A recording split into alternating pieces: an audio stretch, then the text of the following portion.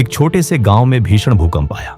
जमीन फट गई, घर मकान सब मलबे में बदल गए। गांव के अधिकतर लोग डर के मारे गांव छोड़कर चले गए, पर रामू काका और उनका बेटा अर्जुन वहीं रह गए। रामू काका ने अर्जुन से कहा, बेटा अब इस गांव में कुछ नहीं बचा, लेकिन अब भी भगवान बचा है। मैं यहीं बैठकर ईश्वर का स्मरण करूंगा। तुम भी थोड़ी दूर जाकर ध्यान लगाओ और भगवान से मदद मांगो। अर्जुन थोड़ा हिचकिचाया, पर फिर पास के एक नीम के पेड़ के नीचे जाकर बैठ गया। आंखें बंद की और प्रार्थना की, हे भगवान मुझे थोड़ा खाना चाहिए, बहुत भूख लगी है। थोड़ी ही देर में एक थाली सामने आ गई। गर्म रोटी, सब्जी और गुड़ रखा था। अर्जुन की आंखों में चमक आ गई। वाह, भगवान तो मेरी सुन रहे हैं। अब अर्जुन को यकीन हो गया कि भगवान उसकी हर इच्छा पूरी करेंगे। उसने फिर ध्यान लगाया, हे भगवान मुझे एक मोटर बाइक चाहिए जिससे मैं यहाँ से जल्दी निकल सकूं। कुछ ही देर में सामने एक चमचमाती बाइक आ खड़ी हुई। अर्जुन खुशी से उछल पड़ा।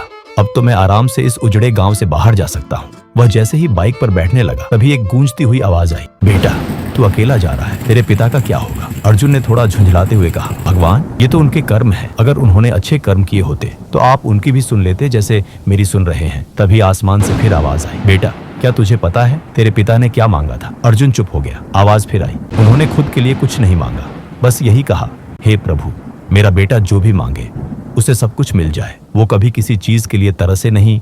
अर्जुन का दिल कांप उठा। बाइक से उतरते हुए उसकी आंखों से आंसू बहने लगे। वह वापस रामू काका के पास भागा और उनके चरणों में गिर गया। इसलिए जब भी भगवान से कुछ मांगो, अपने माता पिता की लंबी उम्र और खुशी भी मांगो, क्योंकि माँ बाप खुद के लिए कुछ नहीं मांगते। उनकी हर दुआ बस अपने बच्चों के लिए होती। बोलो शिव शंकर भगवान की जय।